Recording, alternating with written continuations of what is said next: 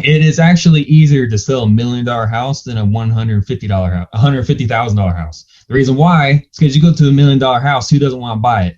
Go to a $150,000 house, you got to fix some things. I wanted to talk to you because your TikTok and your responses and everything, they kind of stood out in terms of how interested you were about not only your own growth but teaching people how to do things, and Yeah. sort of becoming a brand of a sort, personal brand, a professional brand. Take us back and tell us how you got started and how are you continuing to branch these off into different areas. Oh man, great question. And thank you so much for everything. Man, I don't know. I feel like I started sales when I was like a little kid. I've just always been doing it. I feel like the best salesmen in the world are children because, they beg. If other salesmen would be like, please, please, please, without saying please, just staying consistent, eventually get the sale. And so I feel like that started me out really young, just trying to figure out ways to talk with people to get, what I'm trying to get done, so that I think stuck with me for a long time. And yeah, I got into music when I was about 8 years old. I started playing guitar. I saw my uncle playing, and I thought, wow, look, that looks awesome. I want to be a rock star. So I taught myself how to play guitar by ear. Didn't really take any lessons. The few lessons I did take, they said, well, I can't teach you anything. So I was like, oh, okay, well, moving on then. I live in Gatlinburg, Tennessee. That's a very big tourist area. And there's tons of people. So when I was like from 10 to 14, I would go out and play in the streets and just sit there, just me and my guitar, acoustic with rusty strings. I didn't have money to afford strings. I put a hat out there and I'd hustle that way. So that's how I bought like my first Gibson Les Paul, which is like a $8,000 guitar. And I bought, all this music equipment just by playing on the streets, so I actually brought my guitar to school every single day. I thought for me, college would be, that's where you go to learn. I'm going to learn about music. I'll become what I need to become my, the rock star status or whatever. So out of nowhere, I'm taking music theory, I'm taking stage performance and all that, but like chemistry and English and like other classes like history and speech. I'm like, what's that have to do with music? Yeah. So that kind of made me think, well, this is just more school, but you have to pay for it. So why would I go to school and pay for it if I don't want to? So I dropped out and I started working full time. I was about 17 years old when I decided I don't want to live with my family anymore. I want to move out and move on and do bigger things. Partly because of the 2008 crash that had a big impact on me as a little kid. When I was 18, I decided to move out. I found a house that was cheap, run down, needed a lot of work. So I just decided to buy that one rather than renting because I knew long term I could work on it slowly, build up the equity, and then sell it one day. So I bought the house. It got paid off in 6 months. That's the house I live in right now, actually, which is what I'm in. And it used to not look like this. Yes, it used to have pink shag carpet. And the equity's gone up about 70,000. Really cool. And then let's see. So one of the kid, I like a mentor who he's a local millionaire, and I always kind of looked up to him because he knew all these things. He could do all this stuff, and he always drove the nice Mercedes and the Humvees and all that. I thought, what's he do? And so eventually, he actually invited me to come venture into pest control with him. So we started a pest control company together, and I learned a whole bunch of stuff with him. At some point, we separated, and he started a new pest control company. I went personal training. I loved working out. I loved exercising. I love UFC, MMA. I thought, well, you're supposed to make money doing what you love to do, so why not become a personal trainer? Right. So became personal trainer, paid $2,000 for the certificate for that, and went online, went global, did really good with that. Not as good as I was hoping, probably because I didn't know everything I needed to know to market to the world. There's so many personal trainers out there, so many, why would you pay for mine when you can pay for Kai Green's and his program is $1? It's a tough business. So it's very tough. And so I learned how to do all that. And well, I wanted to do real estate. So I fell into a different kind of real estate. It's timeshare. And so I fell in that business, and I just kind of needed some money, and that was sales, and they sold me on the idea of timeshare. So I went in there, I interviewed, they said, you'll be great. We'll love to have you. So I did that. Wyndham World, or what's it called? Wyndham, something Wyndham. It's Wyndham brand. Everyone knows them. Mm-hmm. They've renamed themselves, but anyways, 3 months in, I became the #1 salesman for them worldwide. So I took my wife to Hawaii for our honeymoon, and we stopped in at some Wyndham places, and the people actually knew who I was based on my name, because it's up there in the charts for the whole company, you know. So that was a really cool experience. But I took that knowledge and I figured, you know, I want to do actual real estate, not timeshare real estate. So left that company, started my own real estate company. And right now I'm an only man. I'm hiring people right now to help me, because I've got so much going on. I need help. So I totally believe in leveraging not just your money, but leveraging time with other people. You know, so I only have 24 hours in a day to work, but if I have another person with me, or if I have 10 people on my team and we all focus on the same thing, that's not 24 hours a day. That's 240 hours built up through the 10 people. You see what I'm saying? Yep. So that's how I look at it. So that's my goal. So I'm gonna work on that this year.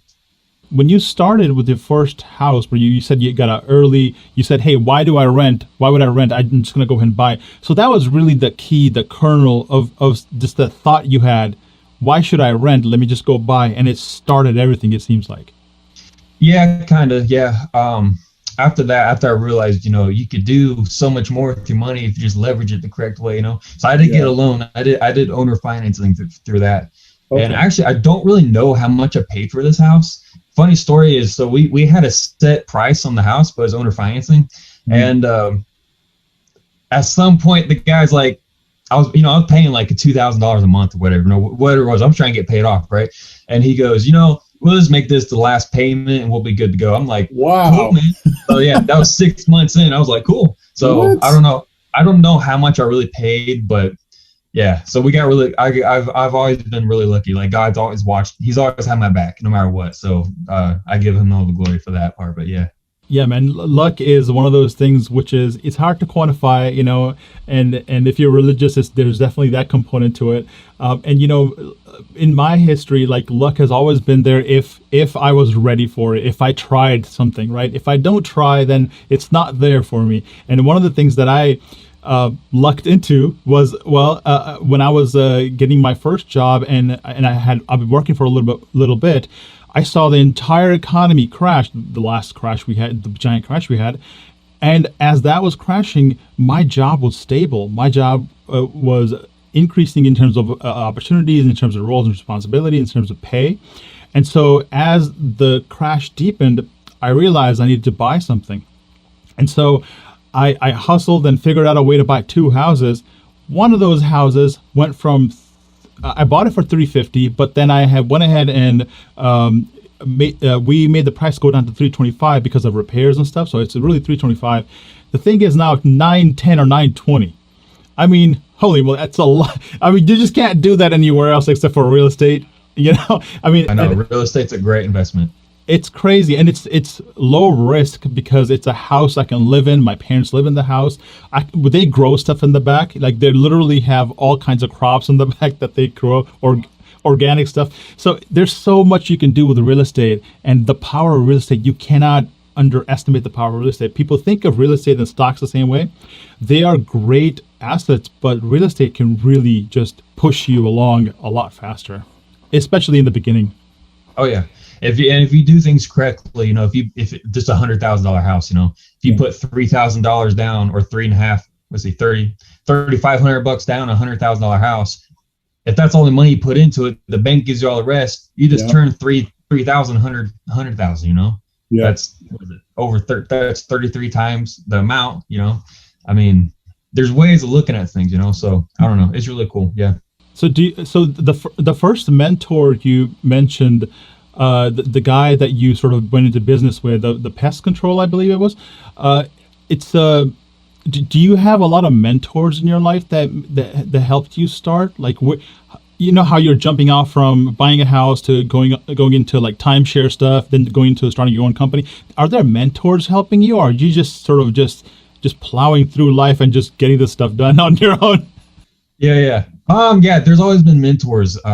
They're just like, so you mentioned all my ventures, and you're like, how do you manage all that? Well, I feel like personally, I don't have enough ventures. I'm trying to find more actually. So like this journal, I keep a journal now because I always type everything in my phone, but I need a journal because it's quicker for me, or I remember things better if I write it. But so I'm working on new ventures. I feel like I don't have enough. But same thing with mentors. I don't think I could possibly have enough mentors. So like when I was a kid, my uncle, he was a millionaire. He owned car lots and stuff and real estate. Mm-hmm. And he always looked at me as me and like my other siblings. And he always said, that kid right there, he's gonna do something great. And like some reason that always stuck with me. So that I consider him like my first mentor. Right. And then my other one was the guy who I went to pest control with.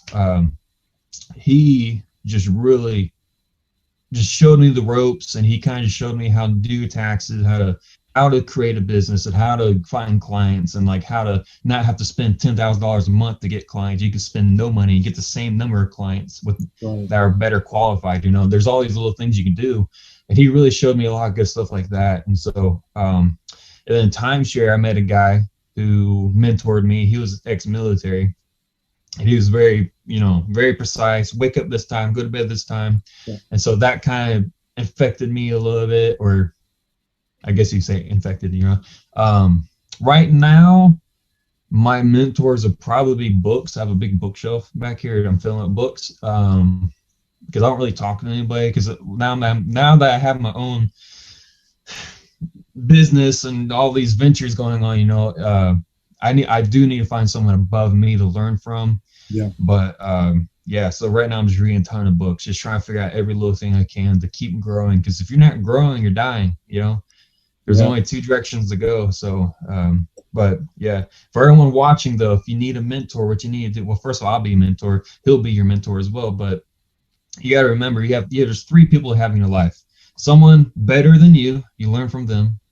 Someone trying to strive for the same things that you are so you can get there together, so you have someone to lean on, and someone who's below you, so that you can teach them, because if you can teach it, then you have it mastered. So I truly believe in that. I think it's called like the rule of threes, something like that, but I truly believe in that. So yeah, absolutely. That's been true in my life too.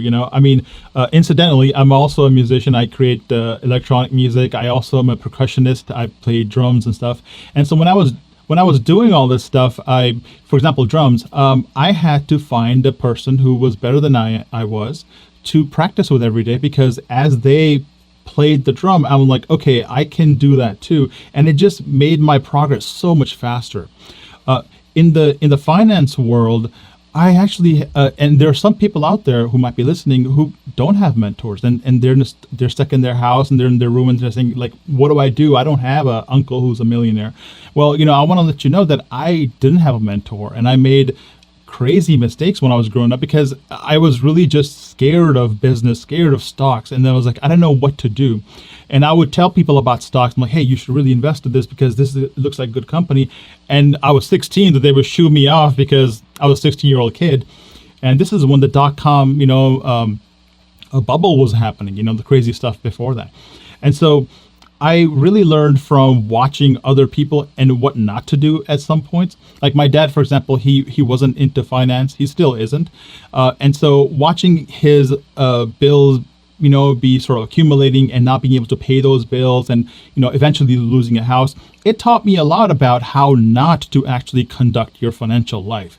I know it's a weird kind of a lesson, but you sort of have an opposite lesson. And so I said, oh, I don't want to be that, so let me go do something different. And so what that did was it just generated so much hunger in me at that point where I'm just like, I need to find a way. I don't care how it is. And you could have put a bulldozer in front of my face and I would just plow through it because I needed to find a job that paid well. I needed to get higher and higher pays. I was just so motivated that I kind of worked out of that situation.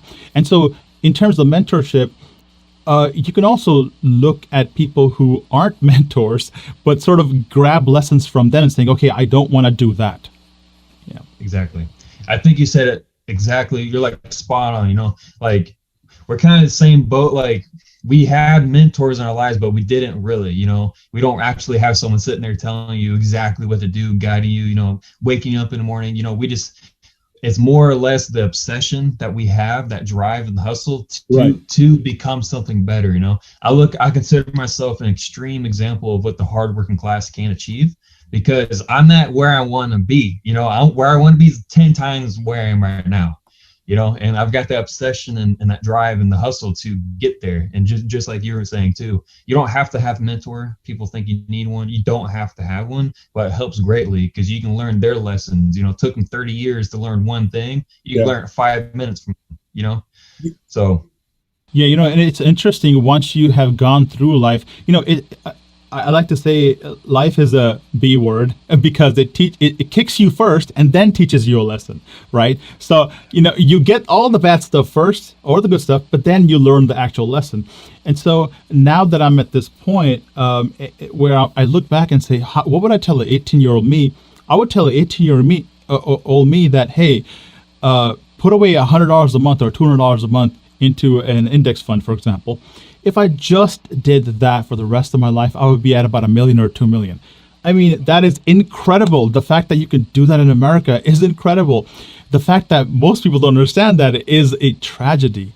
And so I didn't understand that. But now that I do, I can actually give a small nugget to somebody, which if they actually did it, it would work for them. Do you have a nugget like that for an 18-year-old? I know you're just like 23, but like 16, 17, 18-year-old who wants to be you, who wants to start. I mean, you've got a trajectory which is pretty steep. You're probably going to make like pretty good business deals in the future.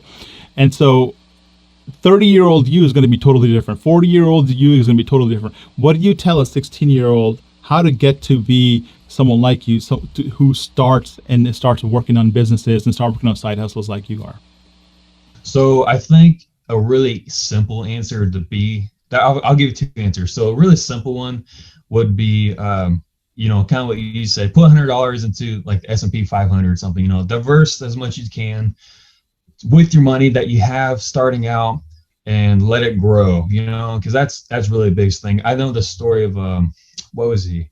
It's like a janitor or something back in the 30s or something. I don't know, a long time ago. He made like $15,000 a year. It was like very little money from back in the day. Even now, that's like ridiculous amount of money. But he invested like 80% of his money into the stock market. And by the time he died, he had too much money. Like he was giving all away. A philanthropist or whatever. What that's called. He gave all his money away. He didn't care. He didn't want it, but he just wanted to have a comfortable life for him and his family, So, all right. So I admire that a lot. So if you're 16 and you're only making $10,000 a year, that's great. Take a little bit of that, put in the stock market. You're 16. What do you need the money for? Put it towards something that's going to create something else, So that's a really simple answer, but the bigger, harder answer to look at, I believe, is I wish someone would have told me this when I was younger. I don't dream big. I have big ideas. I think if you're dreaming big, you're only dreaming. That's it. But if you have a big idea, you're literally taking the idea and you're putting it in a plan so that the daily practice equals the big idea one day. You see what I'm saying? You're saying ideas are fine, but the action is what counts. Yes. So you need to, whatever the idea is, if you want to be like me, have X amount net worth, whatever, you need to break it down to the daily goal. If you don't achieve that daily goal, you never get the big idea done. Yeah. So whatever it is you're trying to achieve, you need to break it down daily and just work at it, because everyone's different. Everyone has their own perception, their own goals, So, but that's the biggest thing. That seems to work for everybody if you just did that right there. What's interesting is in 2009, I didn't know anything about real estate, zero, right? And I basically said, I need to acquire 2 houses because the prices are too low. I went to a bank and the bank teller tells me, are you crazy that you're buying a house right now? I'm like, I'm buying 2. And she asked me that and I said, I'm buying 2. She's like, you're crazy. And in my mind, I'm thinking, actually, I think you're crazy because these are the craziest, cheapest prices I've seen. So I'm not going to wait. And so it's interesting because, people, when opportunity strikes, often cannot look at opportunity and say, okay, well, let me go pursue that because they see the risk that it has in the past. So it's always been the case for me, at least. Whenever I try to approach something which is worthwhile doing, people actually don't like doing it. Which, if something is already gone up like 7,000%, people love putting money in there. It's the opposite: buy high and sell low sort of situation. And so guiding somebody, out of that 18-year-old who wants to buy options and hit it big, it's really tough, because you're just like, okay, put away $200 a month and you'll get there. Like, man, I want to get there when I'm 22. I'm like, okay, well, we need to teach patience a little bit. So there's a lot of patience. And also, like you said, there's also a lot of action day by day. When I acquired those real estate properties, I wasn't thinking ideas. I was thinking, okay, how am I going to get that check? Okay, how am I going to get that money over there? Okay, what's the next step? How do I get the inspection? Oh, who's the other guy who needs to contact?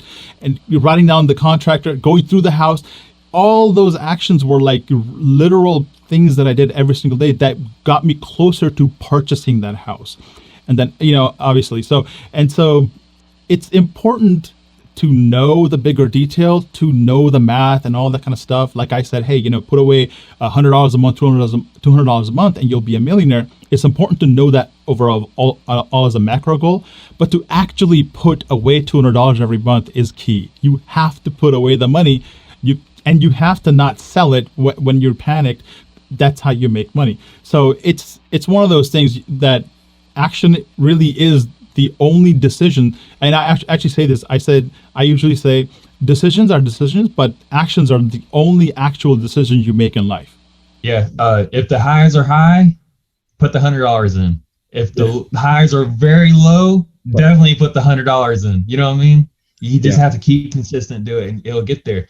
I always think if there's ever something that you think's gonna make you money quick, it's not going to. It works for like 1% of a million people, you know what I mean? Yeah. Or not even a million people, like 1% of 10 people. I don't even know. Yeah. It just you'll have a better chance of finding a unicorn, basically. You know what I mean? It's so rare. And I think a simpler way to look at what I was trying to say, that my second example would be, rather than, I always had these big ideas. I'll be a rock star. My parents are like, no, you won't. You know what I mean? I'll be a millionaire. My wife's like, no, you won't. She doesn't say that, but people hear, no, you won't, all the time. And it's because the average person, for the most part, is going to say you can't. And when you say you can't, what happens to your brain? It stops thinking. But if you say, how can I? Right. You never stop thinking. You create the plan, Right. So people can shift their way they're thinking from I can't to how can, man, things be so much different. Yeah, and a really good example, or something my teacher used to say in my college was, he said, whenever you go somewhere, you don't wait for all the lights to turn green. You wait for the first one and you move, and you wait for the next one, you move. You just keep moving. And so that's what life is, man. It's just like you punch as you go. So I saw your website and I saw tons of listings on there, and Zillow had some stuff that you've sold and stuff like that. What is the usual range of properties that someone like in your experience range can expect to sell, from a low to high to what's the average amount that you sell usually? I feel like for me, okay, so for the average realtor in my area, I don't know if this is true, but I feel like what I've seen is like 250 to 300,000 is the average selling point. The reason I say that is because I've seen that number a lot with other realtors when it comes to just sold, but also I've done like the average price point in the area, like on Facebook and whatnot, and people comment all the time saying, well, this is not correct information. My realtor says it's about 250, 300. My listing MLS is saying 650 or something like that, right? It's like super high compared to what they're saying. So I don't know. It is correct information according to my MLS. My MLS isn't going to lie about it. It is for the area. And then for me personally, though, my average is probably about $500,000 what I sell. I think the difference in the 250, 300 to me is just mindset. I believe the law of attraction is very real. If you say, man, Teslas are a beautiful car, you'll see 10 Teslas in the next week. Well, that's the interesting thing you're saying. So I'm actually myself, I'm considering having my wife go into real estate, and we're having a baby in February. So after that, thank you. And then after that, I was thinking, hey, instead of IT, she could go into like a real estate thing where she can work whenever she wants to. And so what you're saying is, in terms of sale prices, it's really a mental shift from going from 250 to 500 or even beyond versus a skill acquisition. Like, is there a specific skill that you need to go from $100,000 house to 250 to $500,000 house sale? So I've read different books about this. Some people think if you sell 100,000 and you can sell that consistently, like that's been the thing. Whatever you sell, you seem to sell that more and more. And then one guy, he said his name's Ryan Serhant. He's a big broker up in New York City. He said he was doing houses at like 500,000 to $1 million, whatever it was, his condos. And then he did that consistently. He said, well, I need to hire someone to take over that part. And then I need to sell something bigger so that I become the guy known as the person that sells these, right? So that, I think that is in part true. I feel like the difference though for me is the people selling to 250, 300 don't dress like this. They don't do all the networking I do. Like none of the realtors in my area that I know of are doing any interviews right now. None of them are all over TikTok. None of them have the followings I have. None of them are putting the marketing money out there like I am. I'm not dissing anybody. I'm just saying I think those small differences really make a huge difference. Yeah. Now I will say they definitely sold more than I have, probably because it's easier to sell something a little lower because this is for this area like 30. I think it's 30,000 to 50,000 is pretty average. It's hard to buy $1 million home if you're only making that much. To be fair. So. It is what it is, but just different tactics. I have a completely different tactic, I feel like. So, no, and do you feel like that you're going to shift on to a more expensive area later on, just so you can bring in that type of clientele? Real estate around here is a little weird. So right where I'm living right now, the average price is probably $250, $300 actually. If you go to Gatlinburg, where all the tourist people are at, those are all like overnight rentals. Okay. The same 2 to 3 bedroom right here be 250. Over there it's like 500. Gotcha. I just sold a 2-bed 3-bath, I think it was, or 3-bed 2-bath for like 450, something like that. It wasn't crazy or anything. It's just, but that's 15 minutes away from me. Gotcha. So those houses are here. It's just I feel like there's certain agents who have been in the game for so long that they're more known as the trusted agent. Where I'm so new, I started in March of 2020. For 1 year and 2 months. So I'm not really known, but people are starting to catch wind, I guess. Yeah, it is one of those businesses where you have to be out there and be known for a certain clientele. Yeah, I was wondering, how do people actually shift on over to selling something smaller, which seems more comfortable if you're going to get into the field? But how do you go to 500,000, 700,000, $1 million house? And it seems like in areas like, say, California, especially, right, Northern California, $1 million house is a normal looking house. I mean, I know it sounds ridiculous to other parts of the country, but it really is true. And like the house that I have, it's a 1959 house selling for almost $1 million, which is ridiculous. I wouldn't buy it. I wouldn't buy it at this point, but people are buying it. But not only buying it, they're overbidding. Like by 100,000, it's ridiculous. I don't know how people think about investments, but that's what they do. And so I was just thinking, should I, move to Nevada and have my wife start a business there where the property prices are lower? Should we stay in California where the property prices are higher? And so just wondering, what are the pros and cons? And that's why I asked that question, because it's just, where you start real estate can also really matter. Location really matters. It can. So here's my Bitcoin. Instead of saying here's my 2 cents, here's my Bitcoin for you. Nice. So instead of where are you at in California? I'm currently in Southern California, near Irvine. So okay. Your taxes are very much higher than Nevada. Yeah. Oh yeah. Right? They're going up. They're going way up. Yeah. So here's some word of thought. So it is actually easier to sell $1 million house than a $150,000 house. The reason why is because you go to $1 million house, who doesn't want to buy it? You go to a $150,000 house, you're gonna fix some things. you have to fix a lot of things most likely, right? Okay. See what I'm saying? So if you're selling $1 million home, it's way easier because now the clientele is different. So if that's normal for that area, yeah, you're gonna have more clientele like that. But in my opinion, it's easier to sell luxury than it is something that's lower grade, I guess. Right. But here's another thing to think about. So in Nevada, I don't know what the taxes are there. I just know your taxes are what, like 50-60% for like higher incomes, right? I mean, net is lower, right? So like ended up being, I think last year were like 28 something or lower. Okay. Yeah. So for well, if you don't reach that threshold, it may not matter really, but I assume that you will. So the difference in taxes between the two might make up. You might make more money in Nevada, even though the prices are lower, just because of tax reasons. Gotcha. No, of course, yeah, that totally makes sense, and I do need to look into that and exactly what the net savings is. And you're right, it's different because yes, my work income is taxed separately. My of course my capital gains are not taxed because I don't sell. So I've got like this giant, almost $500,000 worth of capital gains just riding along.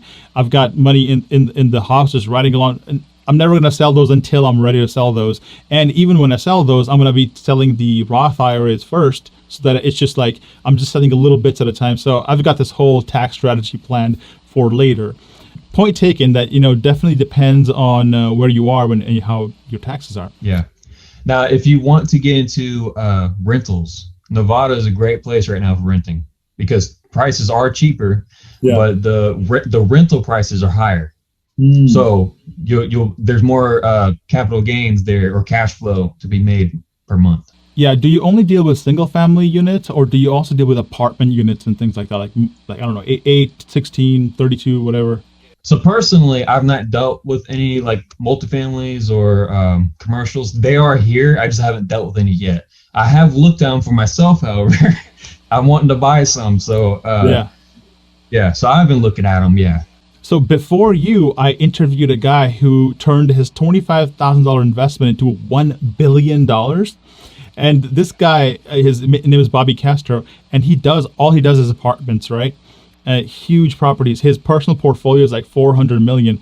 And so he's all about these apartment buildings. He's like, go for that because the little turnover on one house, and there's a lot of headache involved in how maintaining a house. If you just had a building, you put a property manager on top of that, you're good to go. But of course, the deal has to make sense. So yeah, definitely something that you can look into in the future, I'm guessing. Oh yeah, I'm definitely looking to it. Yeah. So let's say a person is starting in your field. Let's say they're just coming into your field. How much can they usually expect to make in their first or second year? And what about after about 5 years in? How much can they make in terms of income? So that's a really good question. So I've done pretty well for my first year. I didn't do as good as I was hoping, but I've done pretty well. I set myself, this is where I want to be, and that's like 10x factor. Like you need to aim for that so you hit your bottom goal. Well, I hit my bottom goal basically, is what I'm trying to say. So it's not where I wanted, but I got pretty good. But I think it really depends where you're at. If you're in New York, you're going to sell 1 or 2 homes for over $1 million, and that might be all you sell. But right there, that's on average about $60,000 that you made, minus without. I mean, that's gross, right? That's not including taxes or your commission fees you have to put out or paying your brokerage. Right. So that all depends on those factors as well. But I think the better thing to look at is the wealth factor. There's a difference. I'm sure you know this. There's a difference between how much you're making and wealth. If you make $1 million a year, that looks great on paper, but if it costs $999,000 to keep that million, you're not making anything. Yep.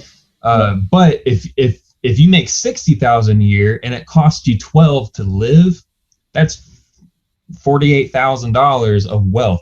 Right. When everyone else has like $500 to their name. Right. You know what I mean? Right. So I think that's where people need to focus. If they're looking at the money aspect of getting into real estate or whatever, they need to look at what it costs for them to live, Mhm. and then they need to be much higher than that. If they are much higher than that, then great. They're gonna have plenty of money left over to. I have a bank account I call free money. That's Mhm. the money I can do whatever I want it. Like if I want to go buy a brand new car, I can, because that money, all the bills are paid, Yeah. all the investments are put in. You know what I'm saying? Everyone's Yeah. paid.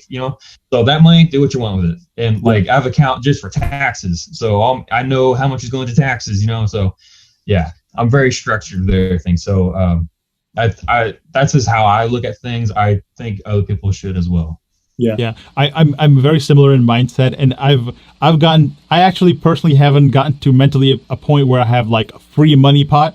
I just basically treat it all as an investment. So I literally have my paycheck, and I pay for food and rent and everything else, and or entertainment, and the entirety of the other what's left over goes into investments. And I've been doing that for like the last 5 years, and it really works when you focus that much on investments. It really works really fast.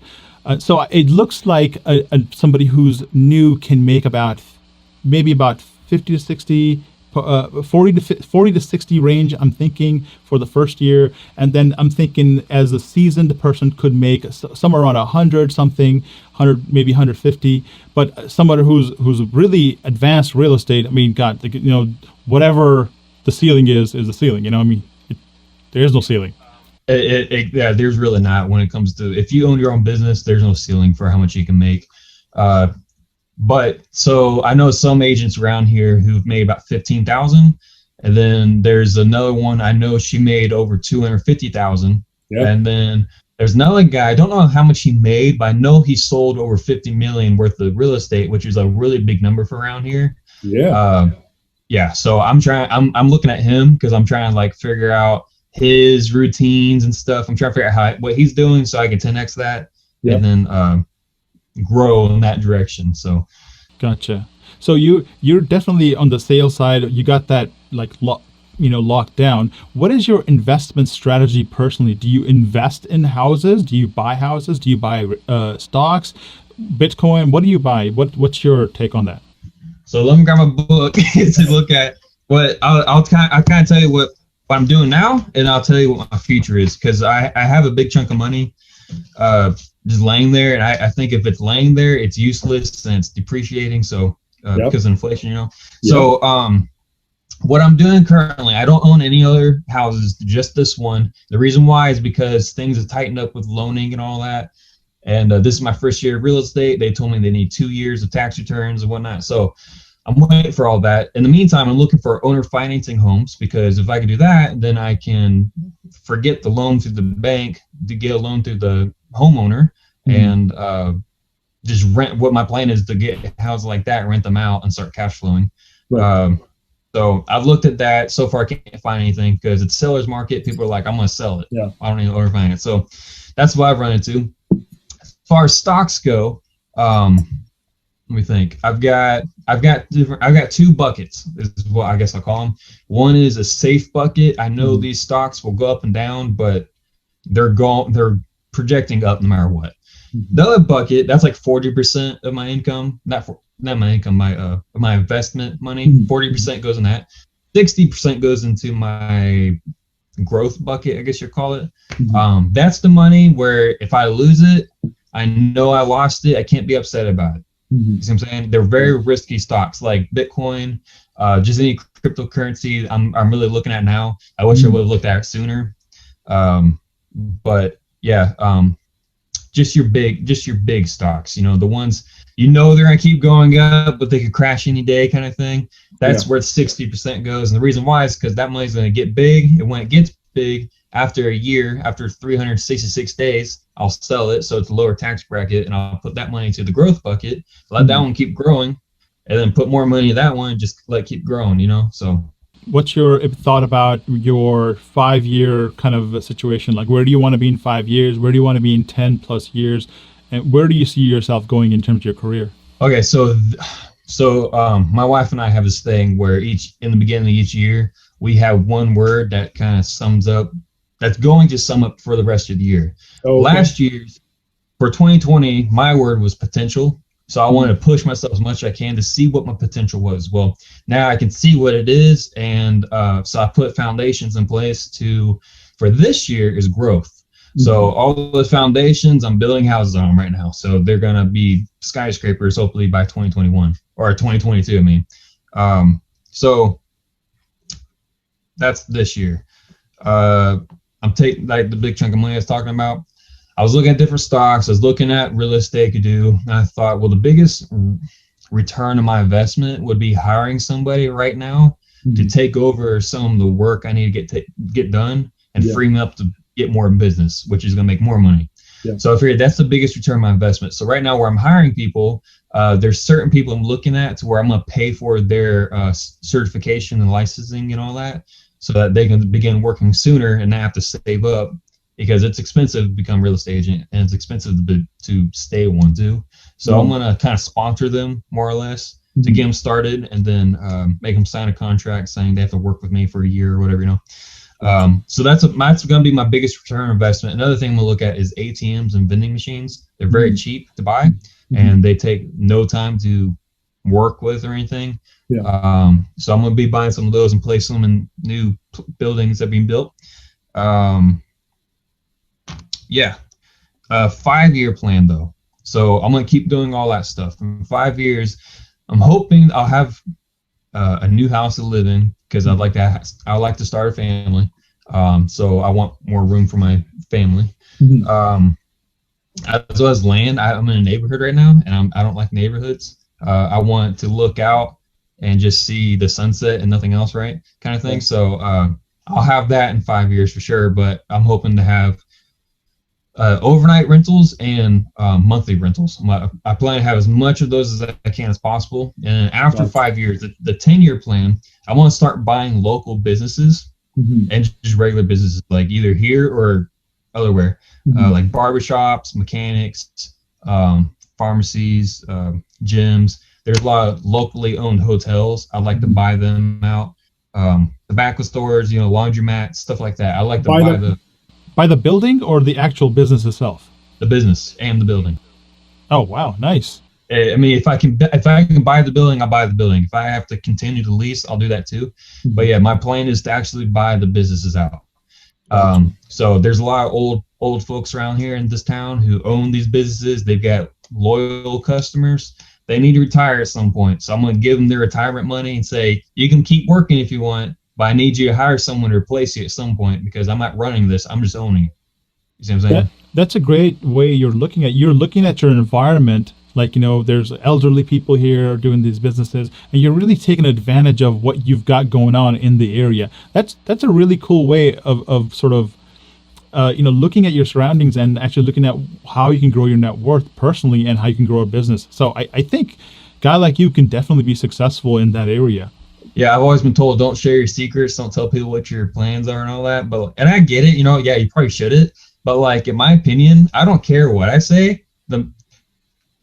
People are going to do it. You know what I mean? I got to tell you, man, like you're so right. First of all, I told many people 10 years ago, please invest in here's how you do it. They didn't. And in that time I became a millionaire, and they're still there, so I have to help, and by the way, I get calls now like, hey, what should I do now? I'm like, well, listen to me 10 years ago and you missed the entire bull ride. Now we're at the top of the peak. Great. Now you're asking me questions. So it's one of those things, and you'll get the same thing, man. Once you're at a level, people will start asking you questions and your opinions and all that kind of stuff. So, good. So you've got a plan in mind. How does someone start? So let's say if there's a 18, 16 or 18, 19, 20-year-old that says, hey, I want to work with you, or I want to work in this field. How do they start? Great question. So if you are anywhere in the United States, just for everybody, if you're in the United States, you can work with me. My plan is to take my team worldwide, or at least nationwide, we'll say, in the continental USA. And you can do that because my brokerage is a cloud brokerage. I work with eXp Realty.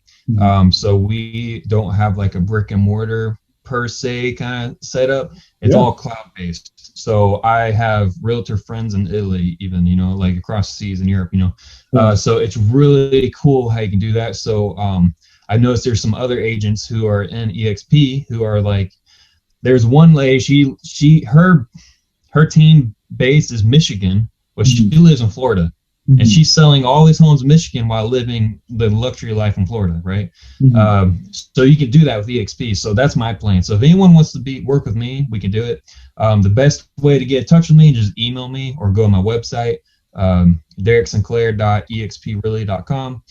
Go in there. You can, there's a link that says join us or become something like that.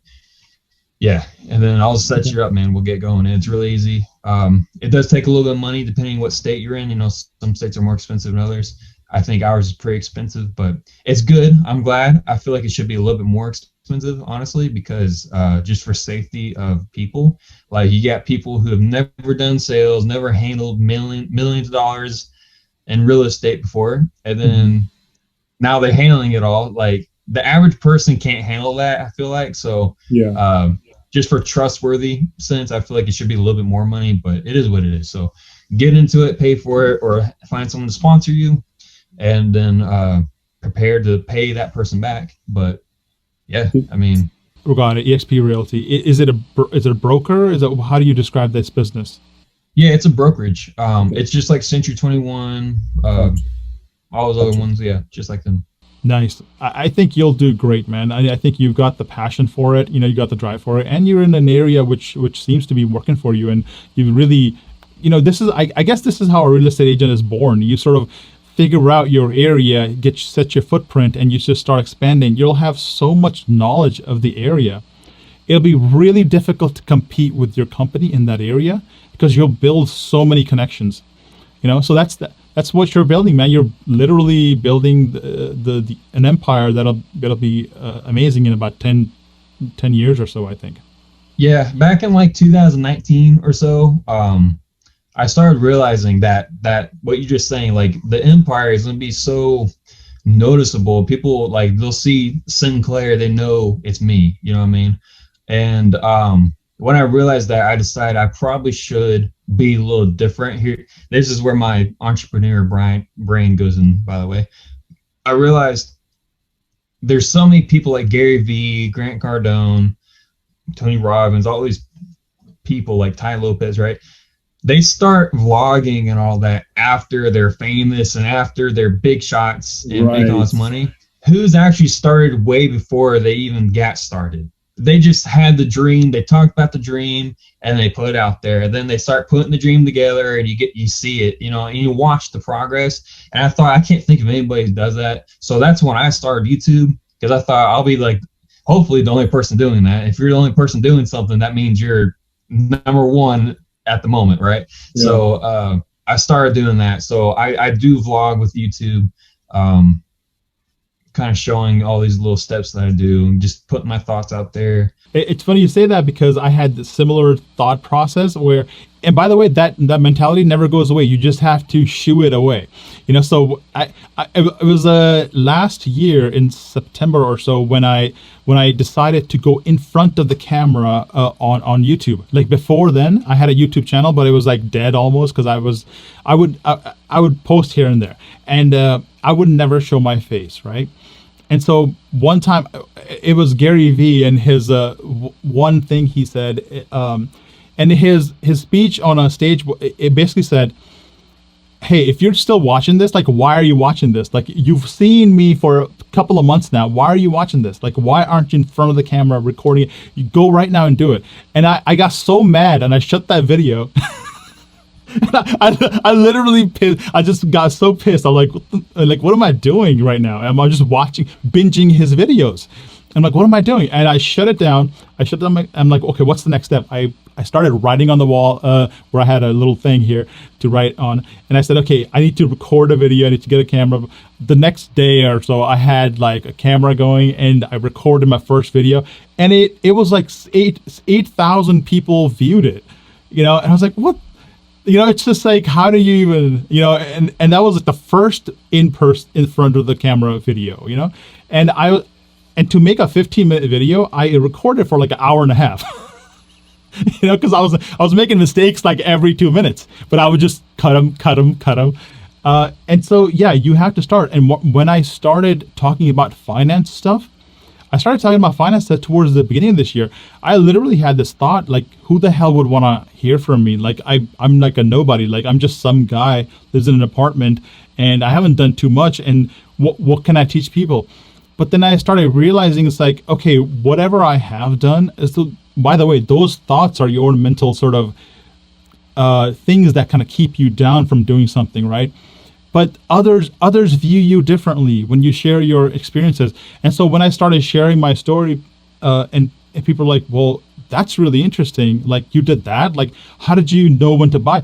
And you've got $1 million in the account. Like, how did you get there? Like, people were interested in that, even though I was always comparing myself to somebody higher than me. That can really drive your mental sort of your own confidence down, because you're always thinking about millionaires and multimillionaires and billionaires, but the regular guy isn't even there, man. He's like, they're looking at you and saying, how did you get there? How did you get $100,000 in your account? How did you get 200,000? To them, to most people, 100,000 is a ton of money. Most Americans, and so just to explain to people how to get to 100,000, how to get to 10,000 is enough. And so that's when I realized, hey, whatever I do know, I don't know much, whatever I do know, it is enough for somebody, and that's my audience. And I started to I went from here in terms of like who want to teach, I went to like that. I'm like, this is my audience, people who aren't investing, who haven't invested much, who want to accelerate. And then I said, okay, I'm also going to make it as if this is my life story. Here's what I am today. Here's a snapshot, and see me grow as well. Like, watch me grow, and I'm going to help you out, because why not? I mean, and it's just, and it's more fun that way when you actually help people out, and they, they sort of appreciate the help as well. Yeah. No, I totally understand that. Like, we went to Walmart today just for this, and we got my oil change, went to Walmart, get some milk and whatnot, and I'm sitting in the parking lot, and there's a minivan to my left, and they had a flat tire. And they're sitting there and they're waiting for other people to come out. And I'm thinking, you have a completely flat tire. Like, why are you driving around on that? Why don't you go fill it up? And it kind of occurred to me, this guy, he may not have any money to actually afford to fill up his tire, And so there's all these, I see this stuff all the time, especially in my area. It's just not a very wealthy area, but there is wealth here, It's just very, I don't know, it's transformed the way I think since I was a little kid, I feel like. And it's those people who I'm trying to reach out to help, and I'm not a teacher. I suck at teaching. I'm so much better at just watch what I do and just do it, because like I will actually, if I say I'm going to do it, I'm going to do it, Yeah. And so if you watch any of my YouTube videos or whatever, it's always me just doing what I say I'm going to do. And then if you want to learn, just watch what I do and just write it down and figure it out, because I can't teach it to you. I just do it. And I think another thing, though, what you remind me of is you look at you compare yourself to like Bill Gates, that guy's got so much money, Jeff Bezos is the richest man in the world, and it can bring you down. And everybody does that. They need to stop. They need to stop comparing themselves to them. They need to compare themselves to who they were yesterday. Yeah, absolutely. See what I'm saying? If you don't do that, man, you're going to bring yourself down. And that's what happens. Like Instagram, Facebook, TikTok, they are the worst platforms, or no, they're the best platforms for creating depression. You know what I mean? Yeah. Like they bring people down, and you always see these people who look so pretty, they look so successful, but they've got like $500 in the bank account. You know what I mean? Yeah. And it's not reality. So don't compare yourself to them. Compare yourself to who you were yesterday. If you're not any better than you were yesterday, you need to figure out what you're doing wrong and become better. I'm very straightforward. I tell how it is, and I'll slap some around if I need to. It is what it is. You have to get things done rather than begging. Begging's got nobody nowhere other than if you're a baby. Or maybe a dog even a dog at the dinner table gets slapped there now and then. You know what I mean? So quit begging. Yeah. Yeah, it does work for babies for sure. And it's and you're right. You got to keep your mentality, towards what you have done in the past. And to that end, what I do every single year is I do a snapshot of everything I have, a net worth snapshot, and I compare myself to year over year, because it's like it helps me see where I've been, and you can clearly see, okay, there's certainly a progress there. I attempt to use people who have gotten somewhere more than I have as like fuel, right? So like I seek out mentors. I talk to people who are at a certain level. I'm actually attempting to get an audience with like a billionaire if I can, and just to hear their thoughts, just to hear how they think, because I think there's a lot to be gained by not just 30 minutes with them to sort of kind of accept their worldview and go with that. Like when I started my indexing venture in 2015, I literally asked the question, okay, what I'm doing, which I was doing high frequency sort of, well, not high frequency, but like, day trading and swing trading and things like that, margin trading. Now it wasn't working correctly. So 2015, I said, who should I listen to? Warren Buffett is the first billionaire that popped into mind. And then I said, okay, if Warren Buffett says do the following thing, I'm going to go ahead and trust it. I'm going to just go do it. It's the best decision I made. I became a millionaire because of that one decision on that one day. And it took me all of 10 seconds to make that decision. I saw a video, believed his words, and I said, okay, I'm going to do exactly what he's saying and nothing more. And I did exactly that, right? So sometimes, it's prudent to like listen to these people, because sometimes they give out this information freely to you. And this is one secret that I've actually kind of become accustomed to at this point. If information comes to you cheaply or free, you believe it's less valuable, therefore you don't do it. But if someone charges you for it, 5,000, 10,000, you believe extremely valuable and you 100% do it. But the problem is the charlatans will charge you 10, 15, $20,000 for the information, which is freely available. But the person who is just trying to share, no one follows them because information seems cheaper because it's coming from a source which is free. So this is something that you and I have to fight through, actually, because to somehow say, hey, I am credible, here's why, here's my results, and that's why I show my results online. It was really, really tough for me to open my finances online. I mean, isn't it crazy to be able to tell people, here's how much I made, like here's how much I make? It's really embarrassing, but then you get over it, because actually it was one person that helped me get over it. It was somebody on Instagram that said, no, you have to show this because people don't know you versus Joe next door. You could be lying for all, but here, show your account, show what it has done for you, so that people can say, oh, this actually does work. And I can attach with that saying, hey, this is not my teaching. This is a billionaire who taught me this, and I'm just a freaking vessel in the middle trying to help you out. Like Meet Kevin and Graham Stephan, right. Like I know you've seen their videos, right? I used to watch them when they first got started, and I still watch them here and there. Meet Kevin, he's always talking about stimulus checks, and I could care less about those checks. But anyways, they would talk about these things about real estate and like how to, invest your money and whatnot. And you think, okay, that's great information and all. That's what I did. I was thinking that's great information. I've got it locked in right here. Didn't do anything with it, right? For the most part, probably did it. I don't really remember what information it was, but I remember one day, I think it was Graham or Meet Kevin, but they posted their account on YouTube live, and they're showing, it basically solidified to me, actually, this stuff does work. And the sooner you do it, the better results you have later on, So I totally agree with you. You have to show it, unfortunately. It is, and it comes off like prideful, I know a lot of people around me, they hate it. Like they're like, he needs to quit talking about how much money he's making and all that. I'm like, well, I'm not really trying to show off or anything. I'm just doing it so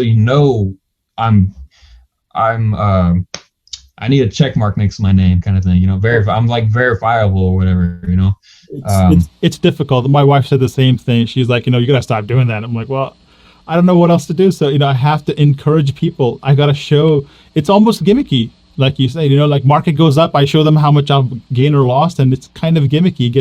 It gets the most views. So if I can grab them into the door and then teach them something valuable, that's my goal. That's what matters. Yeah. So hey, man, as long as you're providing for the greater wealth or whatever, that's what matters. That's what matters. All the haters are gonna hate. Let them hate, because the more hate comments you get, the more impressions you get, more people look at your video, and then they learn something. So take it and leave it. Oh yeah. I try to. I know being in the public eye is always, whatever level you're at, you're always gonna get something. Yeah. There's always there's many ways to get to where we're trying to go to. And that's what's so beautiful about it. You can do it from the way you're doing it. I'm going to do it from the way I'm doing it, and it's all valid. There's no invalid ways. There's no crazy ways. It's just everybody's got their own different level of risk, own different level of things they have in their surrounding, like you're using. Yeah. So definitely, man. Yeah, I something I've learned by watching like Elon Musk and Jeff Bezos and all that. If you're going with the grain, around and around, you're going to be like everyone else, because that's what everyone else is doing. But the second you go backwards or take an immediate right, 90-degree right turn, that's the time when you start having people run into you. They're hating on it, but then you're going to be the one person doing that. Yeah. So at that point, you're number one in whatever position or activity you're taking part in. And so a good example where that makes sense is everyone's like, right now TikTok is where you need to be. Go live TikTok, put TikToks out there and go make money and all that. Yeah, that's big and great and all. I'm at like 18,000 followers, not that much. Pinterest though, I have over 100,000 monthly viewers on Pinterest. Wow. I never do anything on there, so everyone else is on TikTok. I'm putting stuff on Pinterest now because no one else is over there. I'm getting all these views over there. That's where I need to be, So that, I don't know if you knew that part or knew that. I don't know if it's a secret or not, but now the secret's out apparently. But yeah, dude. Anytime, that's the lesson I've learned. Anytime you have something that works and you're the only one doing it that you know of, you just need to go all in on that, because that's where you'll see some massive growth, where it'll transform into your other platforms. If that makes any sense. No, you're so right. 2016, end of 2016, I started my YouTube channel. And my first few videos got 30,000 views, 40,000 views. Back then, YouTube lets you monetize like right away. And my videos were making like $80 a video, $70. And then I got demonetized because YouTube changed their thing. I quit. And I quit too. So if I didn't quit, I would have had a pretty big channel, right? So definitely start when nobody's starting it, if you can, and be the only fish in town, and you'll get all the business. Yeah. When TikTok, I got started in TikTok when it first, right before it became TikTok, it was Musical.ly. I got started on there. I was like figuring out the platform, like this looks okay. It's kind of weird and all, but okay.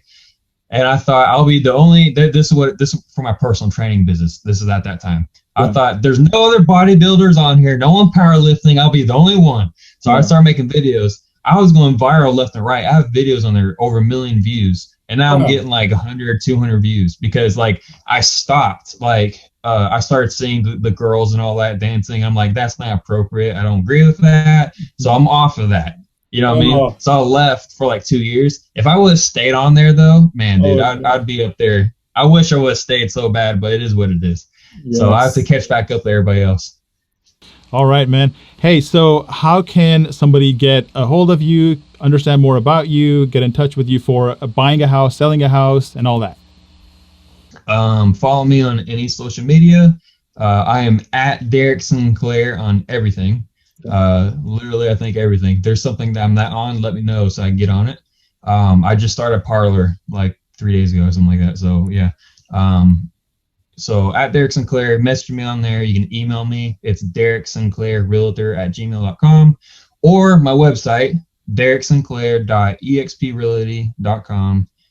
You can get a hold of me. I'm very easy to get a hold of. Nice. So, yeah. Nice. All right, sounds good. Hey, thank you so much for your time, man. It was really, really fun talking to you. And I think guys like you should continue to teach. And I'm actually glad that you're on TikTok and teaching people, because you never know how many people you're going to help out. And, seeing somebody your age do it it's way different than somebody 40, 50-year-old do it, because, it's just a different lifestyle, different situation. So yeah. And I will say real quick for TikTok viewers, this is something I just started today. I'm putting together a fund for TikTok.